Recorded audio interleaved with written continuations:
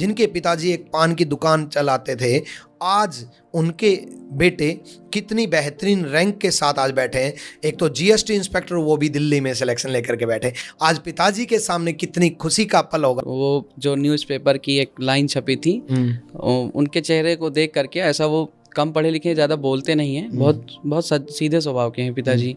तो वो जो न्यूज़पेपर की लाइन थी कि पान विक्रेता का बेटा बना जीएसटी इंस्पेक्टर, मतलब जिस पिताजी ने ये लाइन बोल दी चलते वक्त कि मैं तेरी पढ़ाई के लिए सब कुछ बेच दूंगा, ये अपने आप में बहुत बड़ी बात है।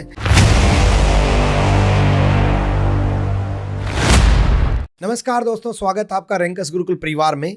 और आज एक ऐसे शख्सियत से मिलाना चाहूँगा जिन्होंने सीजीएल में रैंक होल्ड की और रैंक होल्ड करने के साथ साथ अपने जीवन में 5 सरकारी नौकरी ली। लेकिन 5 सरकारी नौकरी लेने से ज़्यादा महत्वपूर्ण है उनकी जीवन की कहानी।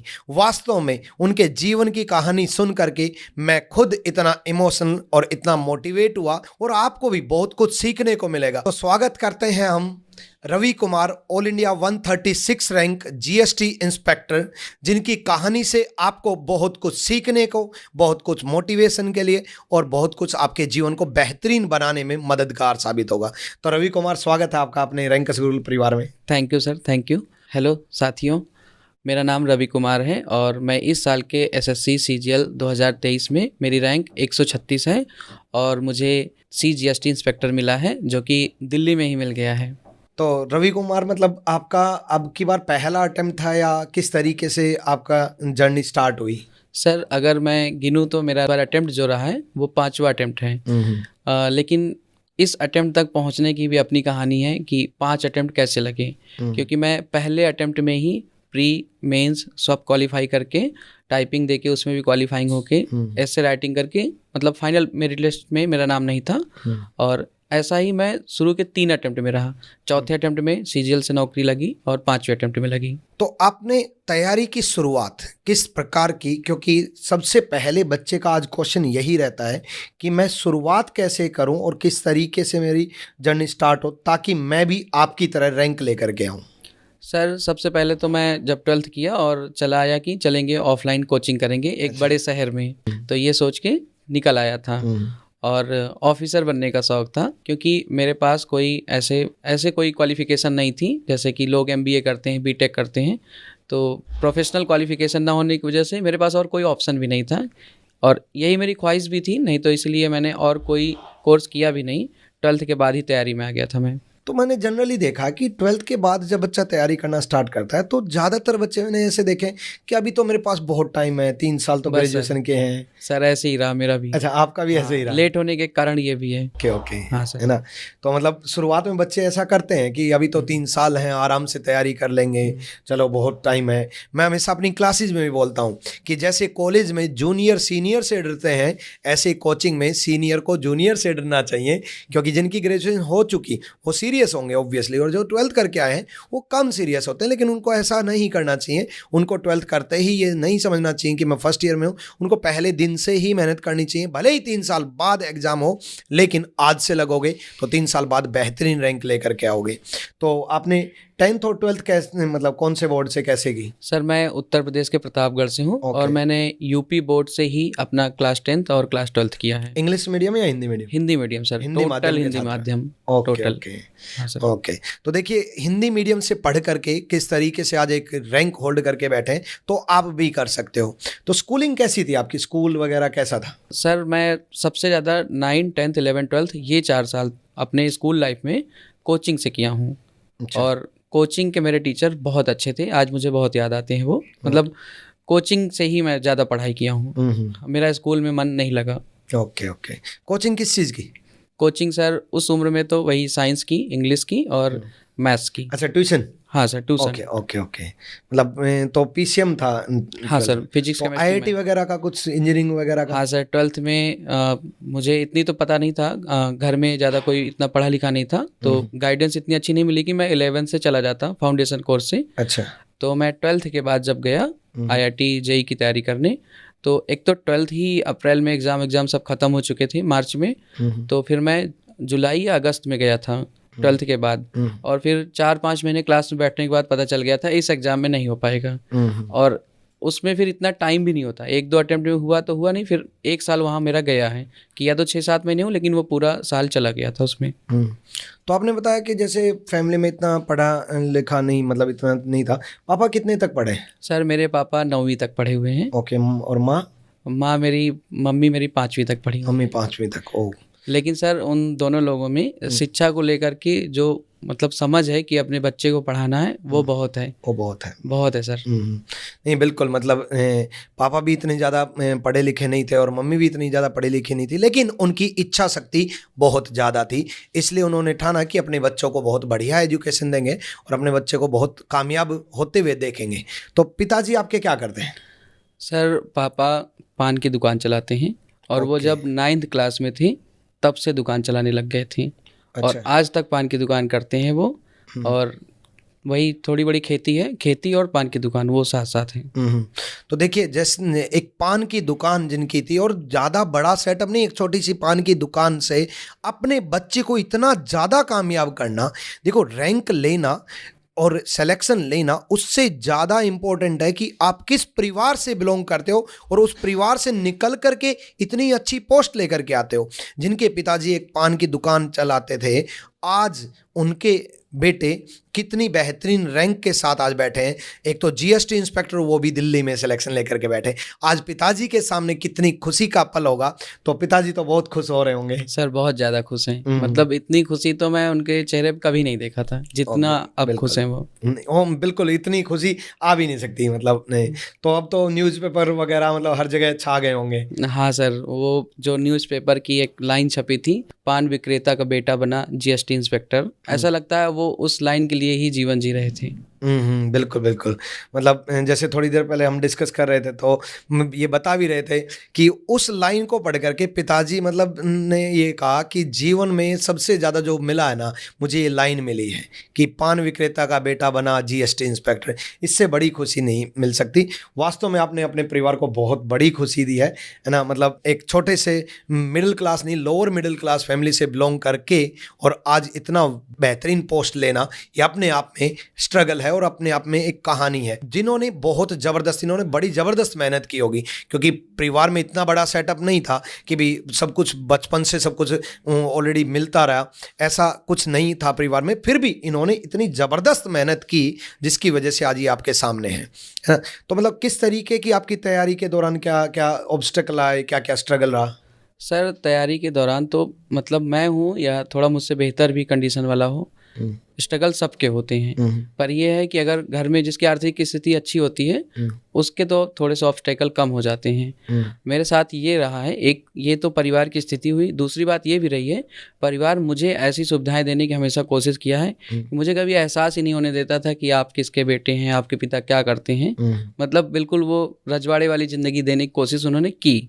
लेकिन अब शहर में रहेंगे, आप बड़े हो जाएंगे, तो भले ही आपकी सुविधाएं आपके कॉल पे पूरी हो रही हैं, लेकिन आप कहेंगे ही नहीं क्योंकि आप समझदार हैं। तो एक समझदार आदमी की ज़रूरत है, उसको कहीं ना कहीं अपना किसी तरीके से काट देगा, लेकिन बताता नहीं है क्योंकि पता है पिताजी और माँ बाप किसी के भी इतना परेशान होंगे, उसको पूरी करने की पूरी कोशिश करेंगे। तो मुखर्जी नगर का खर्चा कैसे बियर कर पाए? सर मुखर्जी नगर में देखिए बहुत अलग अलग तरीके के खर्चे में आदमी जीवन जी सकता है। हो सकता है महीने 15,000 खर्च कर रहा हो कोई 7-8 हज़ार, तो जो भी बेयर मिनिमम हो सकता था अपनी ज़रूरत पूरी करते हुए और फिजूल खर्ची बिल्कुल ख़त्म करते हुए बेयर मिनिमम में गुजारा किए हम। ओके, मतलब आपने काफ़ी कुछ बचा बचा करके कि भी कम खर्चा है फैमिली के ऊपर। बिल्कुल सर। अब मुखर्जी नगर के जिन गलियों में, जिस बत्रा सिनेमा पे जहाँ रहा हूँ, क्लास के दौरान जब जेब में पैसे बहुत कम होते थे, तो जहाँ जहाँ चाय पिया हूँ, जहाँ मोमोज़ खाया हूँ, अब उन जगहों पर जाता हूँ तो अब बहुत अच्छा लगता है वहीं चाय पी करके। हाँ सर, अभी कुछ दिन पहले भी दोस्तों के साथ वहाँ चाय पी, बहुत मतलब एक नॉस्टैल्जिया होता है, वो पुरानी यादें, वो अब बहुत अच्छा लगता है। शायद किसी और के लिए मैं कहूँगा कि अगर सिलेक्शन नहीं होता तो वो जगह शायद रास ना आती, लेकिन जहाँ से आपकी जो कितनी भी कठिन जर्नी रही हो, जब आप लौट के जाते हैं सफल होने के बाद, वो चीज़ें वही जो कठिन लगती थी वो बहुत अच्छी लगती हैं। तो मान लो ऐसी सिचुएशन आती कि मुखर्जी नगर का आपका खर्चा नहीं चल पाता, तो आप कैसे क्या करते आगे? सर खर्चा ना चल पाने पर मुझे एक चीज़ याद आती है कि जब मैं 12th किया और मुझे पता था कि आगे की पढ़ाई के लिए अपने गांव से दूर किसी शहर जाना होगा, तो मैं अपने पापा से एक दिन बाद बैठ के उनके साथ रात को बोला कि पापा आगे की पढ़ाई तो यहाँ नहीं हो पाएगी, तो किसी बड़े शहर जाना पड़ेगा और आपके पास इतने पैसे तो हैं नहीं, तो मैं क्या करूँगा। तो मुझे वो चीज़ बहुत याद आती है, वही एक लाइन कि पापा बोले थे कि मेरे पास जो भी है मैं सब कुछ भेज दूंगा तुमको पढ़ाने के लिए। वो लाइन आज भी सोच के सर मतलब मुझे अभी भी रोना आ रहा है। और मैं मतलब मुझे याद है कि अभी सिलेक्शन के बाद भी मैं जब भी अकेले बैठता हूँ और वो लाइन जब मैं सोचता हूँ तो मुझे मतलब नहीं हो पाता कि बिना रोए वो टाइम कट जाए। नहीं बिल्कुल, मतलब जिस पिताजी ने ये लाइन बोल दी चलते वक्त कि मैं तेरी पढ़ाई के लिए सब कुछ बेच दूंगा, ये अपने आप में बहुत बड़ी बात है। और इस लाइन से ही सबसे ज़्यादा ये मोटिवेट हो पाए, अपने आप को इस काबिल बना पाए कि नहीं मुझे कुछ करना है, मुझे कुछ करना है, मुझे अपने परिवार के लिए कुछ करके दिखाना है। इसलिए इन्होंने करके भी दिखाया। आप भी बच्चे जो ठान लिया ना, जब तक वो नहीं कर लो तब तक छोड़ना मत, लगे रहना और करके भी दिखाना। ऐसा नहीं, चाहे आप अच्छे परिवार से बिलोंग करते हो, चाहे आप और भी ज़्यादा लोअर मिडिल क्लास फैमिली से बिलोंग करते हो, लेकिन आपको एक बार जीवन में बहुत बेहतरीन अपने परिवार के लिए करके दिखाना है, जैसे इन्होंने करके दिखाया। तो आप बस सबसे ज़्यादा आज जो इस इंटरव्यू से यही ठान के चलना कि मुझे भी कुछ बनना है और कुछ करके दिखाना है। तो आपने बताया कि 12th करते ही आप दिल्ली आ गए थे, तो आपने ग्रेजुएशन के दौरान पढ़ाई की, तो ग्रेजुएशन की जर्नी कैसे क्या रही? सर जब मैं 12th किया और तैयारी करने के लिए निकला तो मैंने ग्रेजुएशन में एडमिशन ले लिया था कि मैं इधर प्रिपरेशन करता रहूँगा गवर्नमेंट एग्ज़ाम के लिए और उधर ग्रेजुएशन के एग्ज़ाम देते रहूँगा। तो इस तरीके से मेरा फर्स्ट ईयर और सेकेंड ईयर कंप्लीट हो गया। मैंने बीएससी की है फिजिक्स केमिस्ट्री और मैथ से। ओके। और थर्ड ईयर में तैयारी में इतना बिजी था कि ग्रेजुएशन पे ध्यान नहीं दिया। थर्ड ईयर में मैं फेल हो गया और जब मैं उसका बैक पेपर देने गया तो मैथ्स क्लियर हो गई, फिजिक्स में मैं फिर से फेल हो गया। मतलब ग्रेजुएशन में 2 बार फेल हो? हाँ सर, मैं ग्रेजुएशन में 2 बार फेल हुआ तो 1 साल ग्रेजुएशन लेट हो गई। तो 2019 में मैं फिर ग्रेजुएशन कंप्लीट कर लिया। अच्छा, था दोबारा से फिर ग्रेजुएशन की? हाँ सर। मतलब ग्रेजुएशन में फेल होने के बाद भी आप टूटे नहीं, पीछे हटे नहीं कि नहीं फिर से करेंगे और आगे बढ़ेंगे? सर वो ग्रेजुएशन मुझे इतना डरा रहा था क्योंकि मैंने साइंस से एडमिशन तो ले लिया था और साइंस छूट गई थी पढ़ने से। तो मैं सोच रहा था कि मैं शायद बीएससी कभी नहीं क्रॉस कर पाऊंगा, मैं बीए में एडमिशन ले लूं क्या। लेकिन सर हिम्मत बांधी और बस पास होने के लिए जितना रट सकता था जैसे तैसे मतलब हिम्मत बांधी और इस एसएससी की तैयारी को रोक के ग्रेजुएशन कंप्लीट कर लिया था नेक्स्ट ईयर। नहीं, ज़्यादातर बच्चे ना फेल होने के बाद ना अपने आप में बैकफुट हो जाते हैं कि वापस से या छोड़ देते हैं, कोई और लाइन चूज कर लेते हैं या कुछ और करने लग जाते हैं। तो आपके मन में वो नहीं आया? सर फेल होने को मैं बताऊं तो मैं बीएससी थर्ड ईयर कंप्लीट करने में इतना डर गया था, अभी 3 दिन पहले ही मुझे इंस्पेक्टर बनने के बाद सपना आ रहा था कि मैं बीएससी फेल हो गया हूँ। इतनी हाँ सर, इतनी बार फेल हुआ हूँ। 2 बार तो वैसे रियल में फेल हुआ, 40-50 बार मैं सपने में फेल हो गया। क्योंकि आपके दिमाग में वो इतना हावी हो चुका है कि ग्रेजुएशन में फेल हो गए। हाँ सर, है ना। आपको भी मुझसे सीखना चाहिए कि मैंने ग्रेजुएशन के लिए जो मैं इतना डरा हुआ था उस ग्रेजुएशन को भी मैं नेक्स्ट ईयर कंप्लीट किया और मैंने तैयारी की और तैयारी करके जो पोस्ट चाहता था, जिस सिटी में चाहता था, आज मैं एक्साइज इंस्पेक्टर दिल्ली में ले चुका हूँ। तो आपको भी डरना नहीं है, घबराना नहीं है, समय लगेगा। आप डरिए नहीं, आप छोड़िए नहीं, कंटिन्यूटी बना के रखिए बस। तो रवि एक बात बताओ, जैसे आपने तैयारी की और आप सीरियस स्टूडेंट भी थे और आपकी कहानी भी बहुत सीरियस है, आप मेहनती भी थे, उसके बाद भी आपको इतना टाइम क्यों लगा? सर टाइम लगने का एक कारण ये रहा है कि मैं भले इतने साल लगा दिया हूँ नौकरी पाने में और इस सीजीएल इंस्पेक्टर पाने से पहले मेरी और 4 सरकारी नौकरी लग चुकी हैं। मैं आज 5 सरकारी नौकरी पा चुका हूँ, शायद ये 10 होती क्योंकि और नौकरियों में जैसे टाइपिंग बचा था तो दिया नहीं क्योंकि क्यों सीटें बर्बाद करना। बिल्कुल। हाँ सर, तो और एक कारण ये रहा है कि मैं पूरे साल नहीं पढ़ता था। मतलब पूरे साल ना पढ़ने का एक रीज़न ये रहा है कि मैं फरवरी के आसपास चला जाता था घर कि ग्रेजुएशन का पेपर देना है। उसके बाद फिर मैं अपने पापा की दुकान पे फरवरी से जुलाई तक मतलब लगभग 5 महीने हर साल पापा की हेल्प करवाता था दुकान पे। मतलब 5 महीने फरवरी से लेकर के जुलाई तक आप 5 महीने पान की शॉप पर बैठते थे? हाँ सर, 6-7 महीने पढ़ाई करता था और 5 महीने, 4 महीने, 5.5 महीने तक पापा की हेल्प करवाने के लिए उनके दुकान पे चला जाता था। और शायद उसी वजह से मेरा सिलेक्शन लेट हुआ क्योंकि जब मैं लौट के आता था तो जो पिछले साल पढ़ के गया था पहले तो उसको मैं रिपीट करके रिवाइज करता था। नया सीखने के लिए जो टाइम होता था उसमें मैं रिवाइज ही करता रहता था, भूल जाता था बार बार ही। तो देखिए जीवन में ना मतलब स्ट्रगल के लिए, जीवन में गुजारा करने के लिए और आगे बढ़ने के लिए इन्होंने तैयारी भी की और साथ में अपने परिवार की मदद भी की।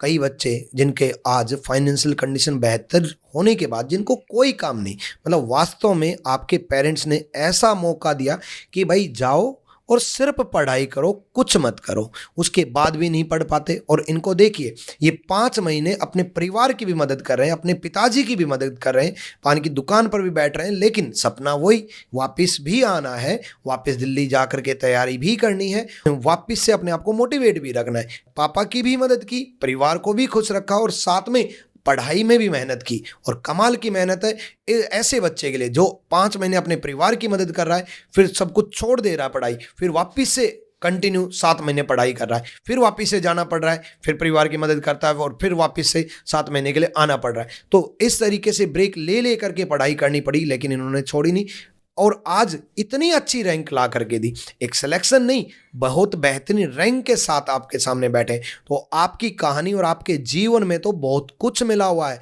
इनके पास बहुत कुछ ना होते हुए आपके सामने एक एग्जाम्पल सेट करके दिखा दिया कि हाँ, कुछ भी कर सकते हो और कुछ भी बन सकते हो। तो सिलेक्शन तो आपका बहुत बेहतरीन रैंक के साथ बहुत बेहतरीन पोस्ट पे हो ही गया। तो आप सबसे ज़्यादा क्रेडिट किन को देना चाहोगे? इस सिलेक्शन में मेरे जो सबसे ज़्यादा सहयोग रहा है, सबसे ज़्यादा मैं किसी क्रेडिट देना चाहूँगा तो वो मेरे पापा हैं। उसके बाद तो फिर मम्मी है, भैया हैं, सबका बहुत सपोर्ट रहा है, फैमिली का बहुत ज़्यादा सपोर्ट रहा है सर। तो सलाम है ऐसे पिताजी को और नमस्कार है ऐसे माँ बाप को जिन्होंने ऐसे हीरे को जन्म दिया और जिन्होंने वास्तव में इनको मोटिवेट करके रखा कि बच्चे जीवन में कुछ करके दिखाना है, आगे बढ़ना है। मतलब रियल में दिल से सलाम आपको पिताजी। जैसे नया बच्चा तैयारी शुरू करता है तो आपके अनुसार कैसे बच्चे को तैयारी शुरू करनी चाहिए, किस तरीके को सब्जेक्ट को टैकल करना चाहिए? सर मुझे जो लगता है, जो नए नए स्टूडेंट आते हैं उनको अगर हो सके तो ऑफलाइन कोचिंग ज़रूर ले लेनी चाहिए। जैसे कि मैं आया था, आपसे पढ़ा था, तो मैंने बहुत सारे सब्जेक्ट के साथ जब रीजनिंग पढ़ी थी आपसे, तो 12th के बाद जो मैं बताया कि आ गया था कोचिंग करने, उसके बाद सच बताएं तो रीजनिंग आपसे पढ़ने के बाद मैंने रीजनिंग किसी टीचर से कभी नहीं पढ़ा। बाकी सब्जेक्ट्स में मुझे प्रॉब्लम रही, मैं 1 बार 2 बार नहीं 3 बार कोचिंग कर लिया था, 2 बार ऑफलाइन और तीसरी बार ऑनलाइन। लेकिन रीजनिंग जो आपने मुझे कई साल पहले पढ़ा दिया था, उसके नोट्स आज तक रखा हूँ। अभी भी एग्ज़ाम में गया, इस बार के भी मेंस में, तो 15 से 20 मिनट में वही नोट्स निपटा दिया और उसी नोट्स में जो भी आपके कॉन्सेप्ट थे, फॉर्मूले थे, ट्रिक्स थी, उसके एक ब्लॉक में बना के बंद करके उस पर हाईलाइटर मार के कि इस वाले को देख के जाना है। तो वो तरीके आज भी याद हैं। तो मतलब रीजनिंग आपने एक ही बार की और उसी को रिवाइज करते रहे? हाँ सर, रीजनिंग एक बार किया था आपसे। कैसा क्या स्कोर रहता था रीजनिंग में आपका? रीजनिंग में सर जब मैं प्री देने जाता था तो 2-3 बार मेरे 25 में 25 सही हुए हैं प्री में, और अक्सर ऐसा होता ही नहीं था कि 23 से कम सही हो। 25 में 23, 25 में 23। इस बार मेंस में भी कुछ सिली मिस्टेक की वजह से 28 सही हुए हैं 30 में से। 30 में से हाँ सर। और मतलब जो वो मैंने आपको उस टाइम पढ़ाया था, है ना, आज से कई साल पहले, वही चीज़ आज रिवाइज कर रहे हैं? हाँ सर, वही अपने हाथ की लिखी हुई नोट्स, आपकी पढ़ाई हुई क्लास सालों पहले। और जब किसी कॉन्सेप्ट पढ़ने जाता हूँ तो जो भी आप हंसी मजाक किए थे उस टाइम पे, और जो एग्जाम्पल के तौर पे आप सवाल लिखवाते थे और एक ही नाम बार बार स्पेसिफिकली आप लेते थे हर एग्जाम्पल में, वो एक कृतिका का जिक्र आता था। अच्छा। अब आप आज तक नहीं बताए वो कृतिका कौन है। एक्चुअली कृतिका का एग्जांपल मैं आज भी लेता हूँ, है ना। हाँ सर। क्योंकि बच्चे को देखो, जैसे आपको आज भी ये बात याद है, हाँ है ना। सर। बच्चे को मैं इस तरीके से एंटरटेनमेंट के साथ पढ़ाने की कोशिश करता हूँ कि उसको ऐसे मोमेंट याद आए और उस मोमेंट के साथ वो कंसेप्ट याद आ जाए। जैसे शायद ये उस तरीके से फनी तरीके से नहीं पढ़ाता तो आपको ये एक बोरिंग सब्जेक्ट टाइप लगता, तो मेरा पढ़ाने का वो तरीका था। बाकी कृतिका कौन है ये राज ही रहेगा। सर ऑफ द कैमरा तो आप बता ही दीजिए। ऑफ द कैमरा क्या, ऑन कैमरा आज राज खोल देता हूँ। तो कृतिका जो मैं ऑनलाइन में भी ऑफलाइन में भी नाम लेता रहता हूँ, वो एक राज है बस। मुझे लगा सर आज आप बताएंगे। अब वो राज ही रहने दो, आपके टाइम भी मैं राज रखता था, बट बस बोलता रहता था कि कुछ कहानियां अधूरी रह जाती हैं, उनको अधूरी रहने दो। क्योंकि आप एग्जाम्पल्स में जैसे ही देते थे क्वेश्चन और कुछ भी कोई खरीदने जा रहा है तो उसमें कृतिका ही खरीदने जा रही है। वो एग्जाम्पल ही सारे ऐसे थे, मतलब Kritika is going to north, में बोलता हूँ कि 11 साल से वो नॉर्थ में ही जा रही है, पता नहीं कहाँ पहुँचेगी, है ना। चलो, वो तो बस मेरा एक ऐसा तरीका होता है हर एक सब टॉपिक को एंटरटेनमेंट बना करके। जब मैं एग्जांपल देता हूँ तो बच्चे हंसते हैं और हंसी के साथ सीखते हैं। और मेरा मानना ये है कि बच्चे, आप जब सीखो और जब तैयारी करो, हमेशा खुशी के साथ करो हमेशा। इसलिए मैं कोशिश करता हूँ, मेरी बड़ी सारी क्लास आपने देखी है ऑफलाइन में, सारी क्लासेस मेरी बड़े फ़नी तरीके से रहती हैं। अब तो आपको लोग ऑनलाइन में देख रहे होंगे या ऑफलाइन में, जैसे भी मैं उस टाइम पे आपसे बस जहाँ पढ़ाते थे उस स्टेज से बस 3 लाइन पीछे चौथी लाइन में बैठता था। इतना करीब से आपको देखा हूँ इतने साल से, और आप बदले नहीं। बस बहुत खुशी मिलती है आप जैसे बच्चों से मिल करके, और दिल से, मतलब सच में मैं आज वर्ड्स में बयान नहीं कर पा रहा। जब बच्चे से इतने साल बाद मिलो और बच्चा इतने रिगार्ड्स रखे, जैसे इनसे मैं मिला तो ऑफ द कैमरा आप बता रहे थे कि सर सबसे अच्छी बात इनकी जो लगी, सर टीचर हमेशा टीचर रहेंगे, गुरु हमेशा गुरु रहेंगे। मेरा दिल को वहीं सुकून मिल गया कि भाई बस, मतलब यही, ऐसे ही बच्चे चाहिए हमें, है ना। और ऐसे ही बच्चे मैं दुआ करूंगा कि ये जीवन में हमेशा खुश रहे और हमेशा आगे बढ़ते रहें। तो बाकी सब्जेक्ट की आपने किस तरीके से, कैसे मैथ्स, स्पेशली मैथ्स अगर बच्चा तैयार करना चाहे तो कैसे करें? सर जिस बैच में मैं आपसे पढ़ा था उस बैच में मैथ्स वगैरह सब कुछ पढ़ा था, लेकिन सर उतना ठीक लगा नहीं। मतलब फिर मैंने दोबारा से बैच लिया उस टाइम पे। हाँ सर, उस टाइम पे 2016 मतलब मैं उस बैच की बात है ना, ये 2016 और 17। हाँ सर, तो उस टाइम पे सर रीजनिंग जो की थी वो रीजनिंग के नोट्स आज भी हैं, लेकिन उस बैच के जो मैथ्स और अन्य सब्जेक्ट की, अदर सब्जेक्ट की जितनी भी नोट्स थी वो मेरे पास हैं भी नहीं। उसके बाद जो मैं बैच लिया था उसके बाद वाले बैच में सब कुछ बेहतर लगा। रीजनिंग तो मैं क्लास ही मिस कर देता था उसके बाद वाले बैच में। अच्छा। और सब्जेक्ट पढ़ता था, तो 2 बार किया, और फिर मैथ्स के लिए फिर भी 2 बार में भी क्लियर नहीं हुआ था, तो मैंने कुछ दिन तक ऑनलाइन भी किया। और जैसे मैथ्स में भी 2 पार्ट हैं, अर्थमेटिक एंड एडवांस, तो एडवांस वीक थी तो एडवांस के लिए फिर से किया क्लास। मतलब मुझे ज़रूरत लगी तो मैंने 3 बार कोचिंग की। लड़के क्या करते हैं, 5 महीने 6 महीने कोचिंग करते हैं, उनके क्वेश्चंस नहीं बन रहे हैं, वो डिमोटिवेटेड हो जाते हैं। हो सकता है आपको टीचर ना समझ में आया हो, या टीचर अच्छा रहा हो आप ही नहीं समझ पाए हो, उस टाइम क्लास के टाइम आप सीरियस ना रहे हो, कई सारे फैक्टर्स हो सकते हैं। लेकिन आप सोचिए ना कि इतना कठिन तो है नहीं कि आपसे हो ना पाएगा, बार बार कीजिए, होगा क्यों नहीं। मेरी मैथ्स बचपन से अच्छी थी, तब भी मैंने 3 बार कोचिंग करी, तो मुझे इस बात को बताने में कोई शर्म नहीं है कि मैं 3 बार कोचिंग किया हूँ। ये मेरा स्ट्रगल है, और मैं अपने स्ट्रगल को, अपनी चीज़ों को बिल्कुल ये नहीं कह रहा हूँ कि 1 साल में हो ही जाएगा, लेकिन ये बात सच भी है कि सीरियस होकर करोगे तो 1 साल में भी हो सकता है। तो अगर किसी बच्चे की मैथ्स वीक हो या शुरुआत करना चाहे तो उसको सबसे पहले क्या करना चाहिए? अगर उसके पास सर ऑप्शन है तो वो ऑफलाइन कोचिंग जाए, अगर नहीं है ऑप्शन तो ऑनलाइन बैच परचेज करें। आज के टाइम पे तो इतना सस्ता हो गया है ऑनलाइन, तो उसको ऑनलाइन में ही, उस वीडियो को ऑनलाइन में तो ये बहुत अच्छी फैसिलिटी है कि उसको आप बार बार देख सकते हैं, स्पीड कम करके देख सकते हैं, स्पीड ज़्यादा करके देख सकते हैं। और नहीं समझ में आ रहा है तो ऑनलाइन में इतना सस्ता है कि आप टीचर भी चेंज कर सकते हैं। बिल्कुल बिल्कुल। क्योंकि ऑफलाइन में आप जब 25-30 हज़ार रुपये देंगे तो ऑफलाइन में आप कोचिंग चेंज करना बहुत मुश्किल हो जाता है। ऑनलाइन में आप टीचर भी चेंज कर सकते हैं। और सबसे अच्छा मुझे लगता है, एक टीचर पे आप रिलाई कीजिए, उस टीचर से पूरी मैथ कंप्लीट कीजिए। उसके बाद आपको लग रहा है कि कोई 1-2 चैप्टर के सवाल नहीं बन रहे हैं तो आप अपने टीचर की अगर वीडियोज़ पढ़ी हैं उसको दोबारा देख सकते हैं, और नहीं है वीडियोज़ तो मैं कहता हूं कि उस टीचर से पढ़ के नहीं समझ में आ रहा है, उस 1-2 चैप्टर के लिए आप यूट्यूब से किसी भी टीचर का देख सकते हैं, बहुत सारे टीचर्स हैं। तो अगले सब्जेक्ट इंग्लिश की अगर हम बात करें तो इंग्लिश में आपकी क्या स्ट्रेटजी रहेगी जो बच्चों को काम आए? सर इंग्लिश में मुझे इंग्लिश के लिए भी यही कहना है कि अगर आप इंग्लिश करना चाहते हैं तो कोई भी एक टीचर जिससे भी आपका मन करे, जो भी आपके पास अवेलेबल हो, ऑफलाइन ऑनलाइन, सिर्फ ये इंग्लिश के लिए नहीं सभी सब्जेक्ट के लिए है कि आप उस टीचर का पूरा बैच उस पर रिलाई करते हुए कंप्लीट कीजिए।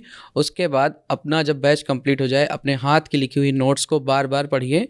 हर टीचर इतनी एफर्ट डालता है कि मैं ही ऑल इंडिया रैंक 1 दे दूं, वो आपके पीछे रैंक 1 चाहता था। आप तो 100, 200, 1000 रैंक में भी आ जाएं तो आप इंस्पेक्टर बन जाएंगे, या फिर और भी जो पोस्ट चाहते हो आप पा जाएंगे।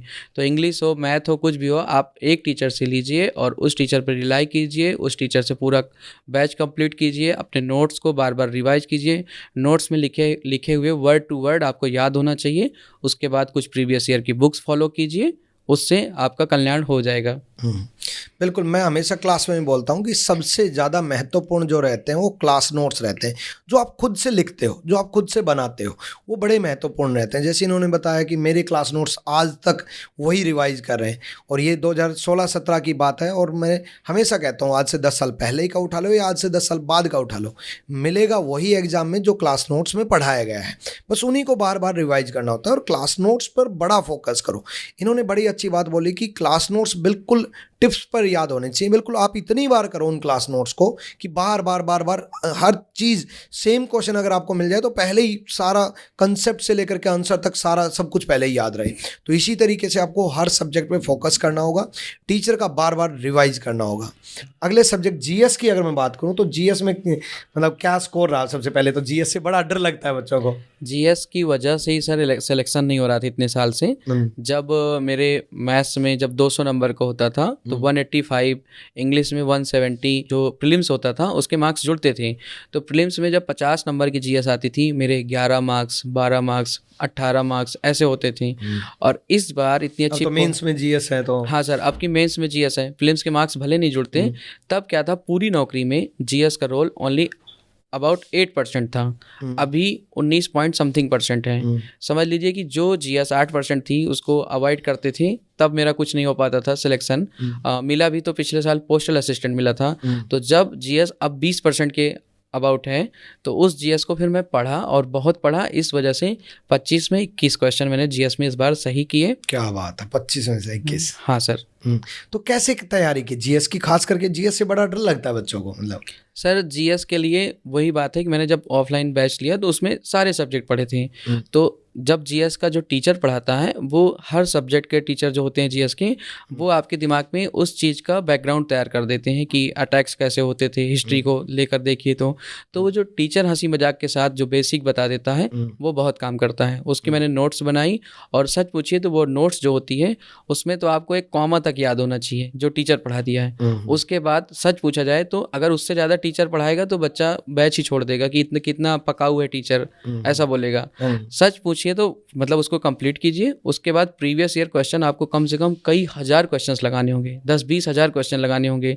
बच्चे इस रियलिटी को एक्सेप्ट करें ना करें, लेकिन हकीकत यही है कि जीएस के आप जितने ज़्यादा क्वेश्चंस लगाएंगे रिपीटेटिवली, जब उसको करेंगे बार बार, तभी जीएस याद रह पाएगी। जीएस में बहुत मेहनत लगती है सर। ओके, तो मेरे सब्जेक्ट के बारे में तो आपने बता ही दिया, फिर भी मैं एक बार और पूछ लेता हूँ कि बच्चा रीजनिंग को कैसे तैयार करे? रीजनिंग में मैंने विक्रमजीत सर से किया था, तो मैं अपना एक्सपीरियंस बता सकता हूँ कि मैं आंख मूंद करके बिना किसी और टीचर को फॉलो किए विक्रमजीत सर की नोट्स बनाई। उस नोट्स को पूरा कम्प्लीटली याद किया, इनकी ट्रिक्स, इनके जो बताए गए एग्जाम्पल्स थे। मतलब मैं अपने उस टाइम जब बहुत पहले आ गया था ग्रेजुएशन के टाइम पे, तो मैं नए क्वेश्चंस भी ट्राई नहीं करता था, मॉक टेस्ट भी नहीं देता था जब आपके बैच चलते थे। बस उन्हीं एग्जांपल्स को, जैसे एक कॉन्सेप्ट बताया उस पे 5-6-7 क्वेश्चंस करवाए, उनको देखता, उन्हीं को नोट्स में देखता। जब मैंने मॉक टेस्ट देना शुरू किया तो मुझे ये रियलाइज़ हुआ कि और सब्जेक्ट में तो दिक्कत हो रही है, लेकिन रीजनिंग के मेरे 25 में से 20 से कम तो शुरू में ही नहीं सही होते थे। 25 में से 20, 19, 21, 22 ऐसे सही होते थे शुरू से ही। उसके बाद उस रीजनिंग की नोट्स को बार बार देखते हुए और पैनिक किया कि जो 3-4 गलत होते हैं वो कैसे सही किए जाएं। तो कई बारी 25 में 25 भी सही हुए, और फिर करते करते मतलब 25 में 23, 22, 23 हमेशा सही हुए हैं। हमेशा सही रहे, बढ़िया बढ़िया। मतलब नोट्स को ही बार बार रिवाइज करते रहे, है ना? हाँ सर। तो मैं हमेशा, आज भी मैं यही कोशिश करता हूँ कि बच्चे को ऐसा कुछ दूँ कि बस, मैं बच्चों को बोलता हूँ भाई मेरे को पूरा यकीन है कि आप घर जा करके नहीं पढ़ते होंगे, या ऑनलाइन आप मेरे से पढ़ रहे हो तो मेरी क्लास के बाद आप नहीं पढ़ते होंगे। मैं ये मान के चलता हूँ कि मेरी क्लास के बाद बच्चा रीजनिंग नहीं पढ़ रहा, तो एटलीस्ट मैं इतना पढ़ा दूँ कि सिर्फ वही कर लेना तो वही बहुत है। बिल्कुल कि उतना ही बहुत है। बिल्कुल सर, है ना? एक्स्ट्रा सजेशन बच्चे की तैयारी के दौरान की क्या क्या ऑब्स्टेकल आ सकते हैं, या क्या क्या उनको इग्नोर करना चाहिए चीज़ों को? ऑब्स्टेकल में जैसे तो डीमोटिवेशन बहुत बार होता है। डीमोटिवेशन होने के बाद बच्चे यूट्यूब पे वीडियोस खोजने लग जाते हैं, टॉपर्स के इंटरव्यूज़ देखते हैं। टॉपर्स जो आएँ और बताएं कि मतलब मैंने 1 साल में कर लिया, फिर आपको लगे कि मैं मार्केट में तो 2 साल से यहाँ पे रह रहा हूँ और तैयारी कर रहा हूँ, मेरा नहीं हुआ, तो आपको डीमोटिवेटेड नहीं होना है। जो 1 साल 6 महीने में बताते हैं, कर लेते हैं, उनको आप देखिए। कभी वो NIT से पढ़ के आए, IIT से पढ़ के आए हैं, या फिर वो अपने कॉलेज के दौरान, मान लीजिए उन्होंने BA भी किया है, तो अपने कॉलेज के दौरान SSC के बारे में जानते थे, देखते थे, अपनी लाइब्रेरी में कभी मैथ्स के क्वेश्चन बैठ के लगाते थे। तो कोई नहीं होता जो मतलब कि एसएससी जानता भी ना हो, उसके लिए पढ़ा भी ना हो और इंजीनियरिंग बैकग्राउंड से ना हो और आए सब कुछ 6 महीने 1 साल में निपटा जाए। तो जैसे मैंने एकदम हकीकत बताया कि मेरी मैथ बचपन से अच्छी थी तब भी मुझे इतने साल लगे, तो ये होता है। आपको अगर 4 साल हुए 5 साल हुए तो आप सोचिए ना, डिमोटिवेटेड होने के बजाय आप ये सोचिए कि आप एक दिन देखिए आपके पास क्या क्या आपके दिमाग में पहले से है। जो नए नए आ रहे हैं उनको सब कुछ सीखना है, आपने कितनी चीज़ें सीख ली हैं। आप अपना ईगो छोड़िए और ये देखिए कि किस सब्जेक्ट में आपके मार्क्स कम आ रहे हैं। उस सब्जेक्ट की ज़रूरत है तो दोबारा ऑनलाइन किसी टीचर को यूट्यूब में सर्च करके 2-4 चैप्टर पढ़िए और बार बार मॉक टेस्ट दीजिए। मॉक टेस्ट मैंने 250 से ज़्यादा मॉक टेस्ट दिए हैं एसएससी के लिए, तब मैं इस पोस्ट को और इतनी अच्छी रैंक को पाया हूँ। तो और मोटिवेटेड होने के लिए कोई वीडियो सर्च करने से सबसे अच्छा तरीका है कि आप अपनी फाइनेंशियल कंडीशन या फिर अपने मम्मी पापा का, जो भी आपके माता पिता करते हों, किसी के भी माता पिता कुछ भी करते हों, वो उसको शायद ही पसंद करता हो, क्योंकि माँ बाप सबके मेहनत करते हैं, चाहे वो अमीर हो चाहे गरीब हो। तो आप अपने माता पिता की कंडीशन बदलना चाहते होंगे, पक्का ही सभी बदलना चाहते हैं, लेकिन उस हिसाब का एफर्ट नहीं डालते उस लेवल का कि ये कंडीशन बदलनी है। तो आप सोचिए कि क्या सिर्फ सोचना है कंडीशन बदलने के लिए या बदलना है। अगर सच में बदलना है तो आज से ही आप पीछे जो भी किए हैं, हमारे साथ के भी बहुत सारे जानने वाले हैं जो कई कई साल से लगे हुए हैं, मैं उन भाइयों को भी कहता हूँ कि आप सभी का सिलेक्शन होगा, थोड़ा सा टाइम ज़रूर लगेगा, आप मोटिवेटेड रहिए, पढ़ते रहिए, हो जाएगा, बिल्कुल हो जाएगा। तो जैसे कि मैंने बताया कि इन्होंने 5 सरकारी नौकरियां ली हैं, तो आपने 5 सरकारी नौकरी कौन सी कब कब कैसे ली? सर जब मैं तैयारी कर रहा था तो पहले मैं सीजीएल की ही तैयारी किया हूँ हमेशा से। अच्छा। तो सीजीएल से जो भी मिलते जुलते सिलेबस वाले क्वेश्चन पेपर होते हैं जिन जिन एग्जाम्स के, वो मैं पेपर में बैठा। तो खास करके मैं एसएससी के ही सीएचएसएल एंड सीजीएल देता था 2019 से। तो 2021 का साल ऐसा आया, मुझे लगा यार कोई एक नौकरी तो होनी चाहिए ना, चाहे छोटी हो बड़ी हो, क्योंकि इतनी अच्छी सिचुएशन नहीं है कि मतलब काटते रहें कई कई साल तक। बिल्कुल। तो मैं सोचता था कि मैं एक ग्रुप डी की नौकरी के लिए कभी फॉर्म नहीं भरा था रेलवे की। मुझे पता चला कि एमटीएस ग्रुप सी का है, तो मैंने एमटीएस भी भरा। तो सबसे पहली नौकरी जो चल रही थी 2019 का आरआरबी एनटीपीसी, तो नॉन टेक्निकल पॉपुलर कैटेगरी की रेलवे की 2019 की, वो मैं फिल कर दिया था। तो उसका एग्ज़ाम 2021 में हुआ, फरवरी में दिया, उसके बाद फिर 2022 में जून में हुआ। सबसे पहली नौकरी मेरी रेलवे में लगी थी। ओके, सबसे वो हाँ सर, वो क्लर्क लगा था रेलवे में। उसके बाद 1 महीने बाद ही एमटीएस का आ गई नौकरी, एमटीएस की लग गई। तो 2 ज्वाइनिंग लेटर मेरे पास हो गए। कुछ दिन बाद फिर 2021 वाले सीएचएसएल का पोस्टल असिस्टेंट मुझे मिला, ओके, जो कि मुझे केरल में मिला। तो सर मैं एमटीएस का डॉक्यूमेंट वेरिफिकेशन ना करवाता, एक सीट ना बर्बाद करता, क्योंकि एसएससी में वेटिंग लिस्ट नहीं है। लेकिन सर रेलवे की तब तक आई नहीं थी, तो 3 नौकरी हो गई। फिर सीजीएल 2022 की लग गई, जो कि सॉर्टिंग असिस्टेंट मिला। तो वो मुझे मिला महाराष्ट्र में। महाराष्ट्र, हाँ सर। तो फिर मैं उसमें नहीं गया ज्वाइन करने, रेलवे मुझे दिल्ली मिली, जबकि रेलवे से बड़ी थी सीजीएल की नौकरी। लेकिन मैं कंफर्ट और पढ़ने के लिए और मॉक टेस्ट देने के लिए तो मैं दिल्ली में ही रहा, और सीजीएल 2023 से मुझे 136 रैंक के साथ दिल्ली ही मिल गया, क्योंकि इंस्पेक्टर लगना मुंबई बेंगलोर लोग ज्वाइन नहीं करने जाते अगर कोई अच्छी जॉब यहाँ मिल जाए तो। पहले तो शुरू में लगता है कि एक नौकरी मिल जाए बस, कोई भी मिल जाए। नौकरी लगने के बाद लगता है कि सर क्यों यहाँ नहीं लगी, फिर अलग अलग नौकरी के बाद अलग स्ट्रगल्स हैं। तो मेरी सीजीएल की जर्नी एक साथ ही ख़त्म हुई इस साल दिल्ली पाते हुए। चलो, हाँ, तो ये ज़रूरी है कि कई बार पोस्ट से ज़्यादा पोस्टिंग महत्वपूर्ण होती है, कि आपकी पोस्टिंग है कहाँ पर, है ना। आपकी मनपसंद पोस्टिंग और मनपसंद पोस्ट, ये दोनों अगर मिल जाए तो उससे बेहतरीन कुछ नहीं हो सकता। उसके लिए आपको कड़ी मेहनत करनी पड़ेगी। जैसे इन्होंने रैंक हासिल की, इसलिए आज मनपसंद पोस्ट भी है, जीएसटी इंस्पेक्टर पोस्ट है, और मनपसंद पोस्टिंग भी है, वो भी दिल्ली में ही, है ना। तो यानी कि मनपसंद पोस्ट और मनपसंद पोस्टिंग दोनों ज़रूरी हैं। आपने मतलब AAO की भी तैयारी की या फिर मतलब उसको स्किप करके चले? नहीं सर, मैंने AAO की तैयारी की।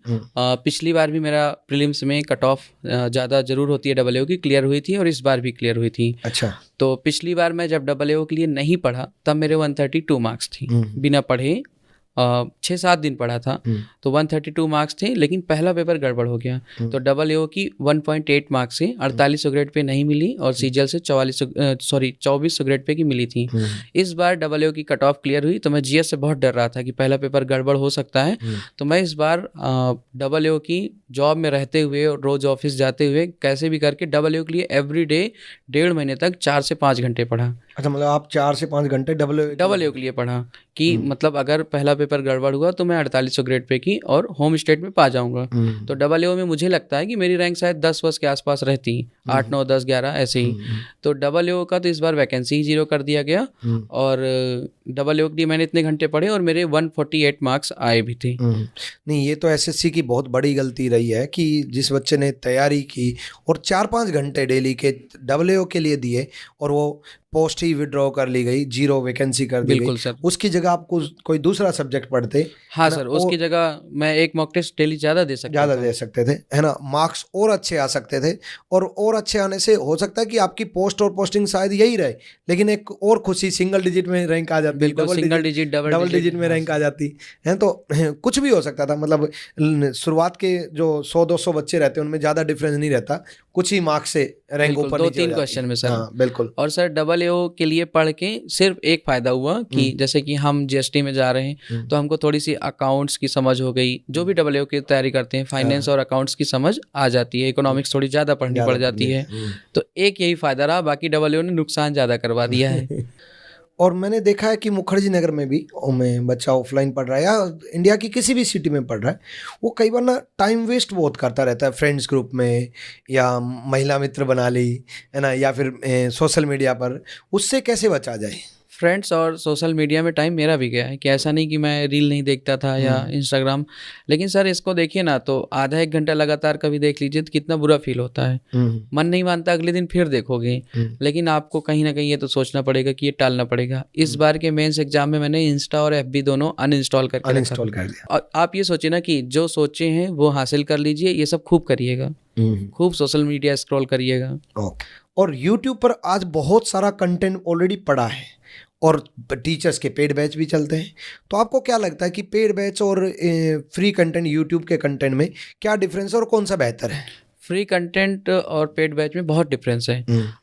फ्री कंटेंट का 2 पर्पज से इस्तेमाल होना चाहिए। पहला ये कि जिस टीचर का आप देख रहे हैं उस टीचर का वहाँ पे डेमो देख लीजिए 4-6 घंटे, फिर इतना सस्ता, SSC के लिए मैं स्पेशली बात कर रहा हूँ, इतना सस्ता है कि उसका पेड बैच ले लीजिए।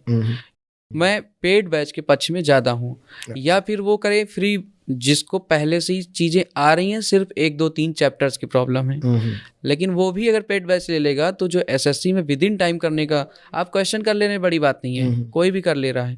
बीटेक करके आए तो बीटेक वाले तो बहुत कुछ पढ़ के आते हैं, लेकिन यहाँ नहीं निकलता ना, तो वो जो ट्रिक्स हैं जो विद इन टाइम करना है वो बहुत बड़ी बात है, वो पेड बैच में आप 3-4 महीने में सब कुछ सीख लेंगे।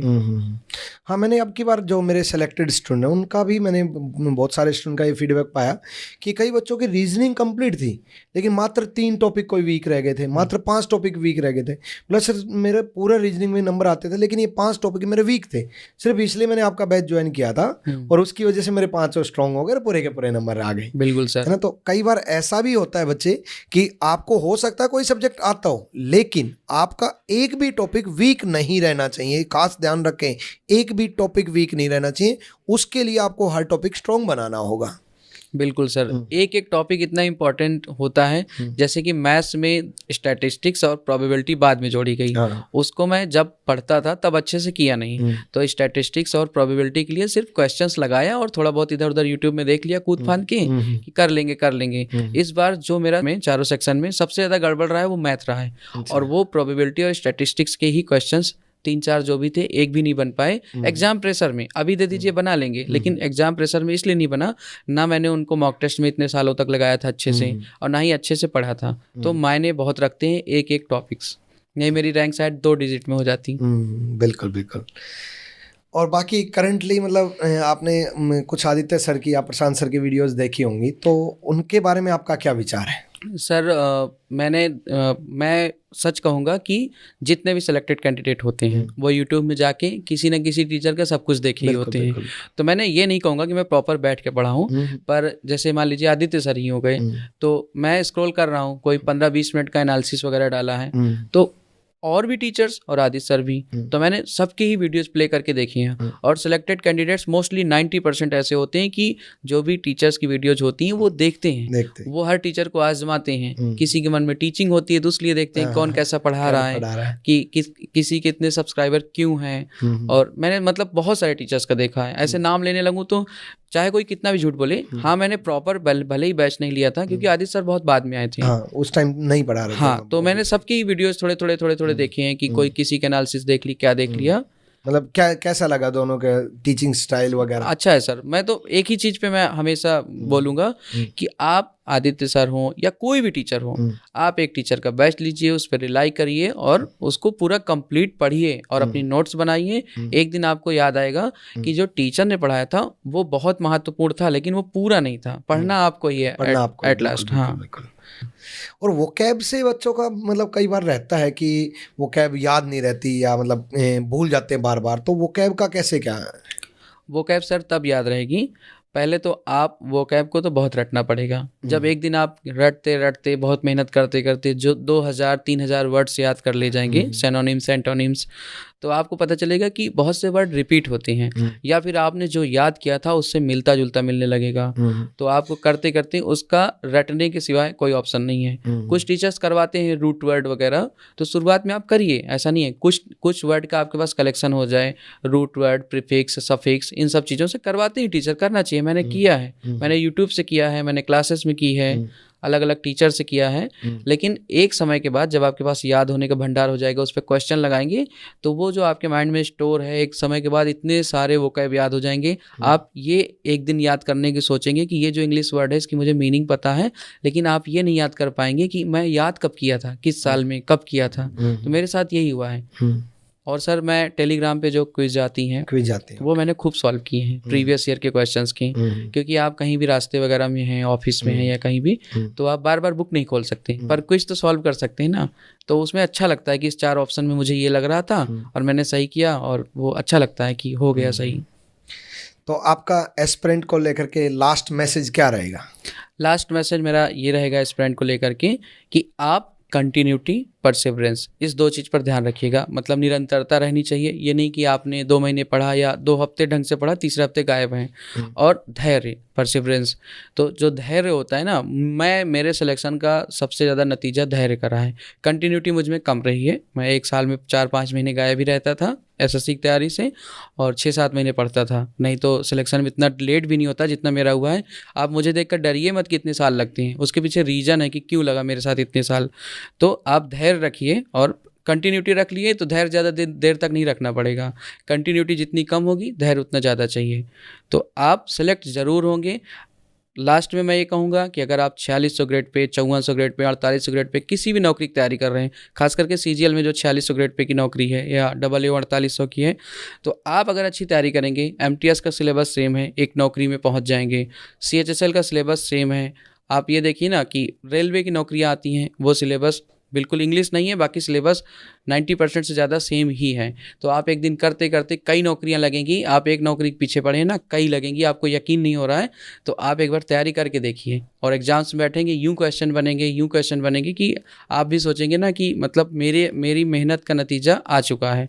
तो आप जो कई साल तक मेहनत करते रहते हैं, रिजल्ट नहीं आता, एक दिन आपकी मेहनत परमान चढ़ जाएगी। वो दिन वो दिन कई दिन बाद आएगा, लेकिन एक दिन आएगा वो दिन। और लोग ये सोचेंगे, जैसे इन्होंने कहा कि मेरे को ज़्यादा साल लगे, बल्कि मैं ये कहूँगा इन्होंने बहुत जल्दी हासिल किया। कारण बता रहा हूँ, एक तो इन्होंने ब्रेक दे करके पढ़ाई की, तो इनका पूरे साल की तैयारी तो हम मान ही नहीं सकते। इनकी 2 साल की तैयारी हम 1 साल में मानेंगे, है ना, क्योंकि ब्रेक लगाना पड़ा।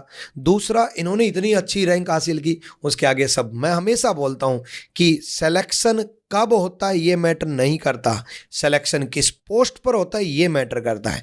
आज बनो या कल बनो या अगले साल बनो, आपकी मनपसंद पोस्ट आपके हाथ में होनी चाहिए, और ऐसी कोई पोस्ट होनी चाहिए, इंस्पेक्टर पोस्ट या ऐसी पोस्ट जिसका एग्जाम्पल आपके माँ बाप, आपके रिश्तेदारों में, आपके पड़ोसियों में, आपके इर्द गिर्द के गांव में हर जगह चर्चा का विषय बन सके। तो उसके लिए मेहनत कीजिएगा और इनकी स्टोरी से इंस्पिरेशन लीजिएगा, समझिएगा कि आपको भी जीवन में बहुत कुछ करना है। मैं वास्तव में बड़ी खुशी का पल है मेरे लिए कि एक स्टूडेंट इस तरीके से सिलेक्शन लेने के बाद मिलने आए। एक टीचर के लिए यही रिगार्ड्स। मैं जीवन में इनके सामने भी, आपके सामने भी यही बोलता हूँ कि जीवन में दो लोग ऐसे हैं जो आपका हमेशा भला चाहेंगे, हमेशा आपकी खुशी चाहेंगे। एक आपके माँ बाप और एक आपके टीचर। और टीचर हमेशा आपका भला चाहेंगे और हमेशा जीवन में आगे बढ़ाने की कोशिश करेंगे। बस आप इसी तरीके से सीखते जाएं, पढ़ते जाएं, मेहनत करते रहें और रुके ना, थके ना, और हर वक्त मेहनत करके एक दिन ज़रूर मिलने आए। वो मिठास, मिठाई की मिठास, जब आप मिठाई लेकर के आए, वो मिठास अलग ही मिठास होती है जब बच्चा अपने हाथों से, लो सर, लो गुरुजी सिलेक्शन हो गया, बिल्कुल सर, बड़ा मज़ा आता है। तो दिल से धन्यवाद रवि आपका, और आप थैंक यू सर, बहुत थैंक यू सर, बहुत बहुत बहुत खुशियाँ हासिल करो ना। अब सिलेक्शन तो हो ही गया, तो एक महिला मित्र और ढूंढ लो एक। सर या अभी उसमें है? नहीं नहीं सर, अभी बहुत टाइम है सर, सीधा शादी ही करेंगे। अच्छा, सीधा शादी 3 साल, 4 साल, 5 साल जब भी करेंगे सीधा शादी करेंगे। अच्छा, मतलब अभी 3-4 साल कुछ घूमने वूमने का प्लान? नहीं सर, अभी 25 का हूँ, 29 से पहले मैं नहीं लगता कि शादी करनी चाहिए अभी। अच्छा अच्छा, ओके। तो उस दौरान का क्या प्लान है आपका? उस दौरान सर टीचिंग मुझे बहुत चार्मिंग लगती है। मैं चाहूँ तो अभी पढ़ा सकता हूँ, और मैथ्स के लिए मैंने कुछ मैथ्स फैकल्टी में काम किया भी है पहले कॉर्पोरेट में। लेकिन सर मुझे लगता है कि मैं मैथ्स छोड़ के कुछ और करना चाहता हूँ, कुछ और पढ़ाना चाहता हूँ। तो मैं और किसी एग्जाम की तैयारी करूँगा ग्रुप ए के लिए। ग्रुप ए के लिए? हाँ सर, ये अभी मैं ग्रुप बी में हूँ। तो अगर मेरा सिलेक्शन होता है तो ठीक है, नहीं मैं फर्दर सिलेक्शन के लिए ज़्यादा नहीं परेशान होगा। इंस्पेक्टर पोस्ट बहुत अच्छी है, तो टीचिंग में भी आओगे तो रैंकस गुरुकुल आपका स्वागत करता है। Thank you sir. 3-4 साल पढ़ाई करके फिर मैं फैसला करूंगा कि इतनी अच्छी तैयारी हो गई तो सिलेक्शन के लिए, या फिर नौकरी और साथ साथ टीचिंग। चलो, जीवन में जो कुछ भी करो तो मतलब आप हमेशा खुश रहो, आगे बढ़ते रहो। चाहेंगे कि आपके चेहरे पे ये क्यूट सी स्माइल हमेशा बनी रहे, है ना, और जल्दी से महिला मित्र भी मिल जाए, हालांकि वो आपको इंस्पायर, मोटिवेट ही करे आगे बढ़ने के लिए, ठीक है। बाकी जीवन में हमेशा खुश रहो। Thank you. Thank you sir, thank you. आपसे मिलकर बहुत अच्छा लगा सर। Thank you.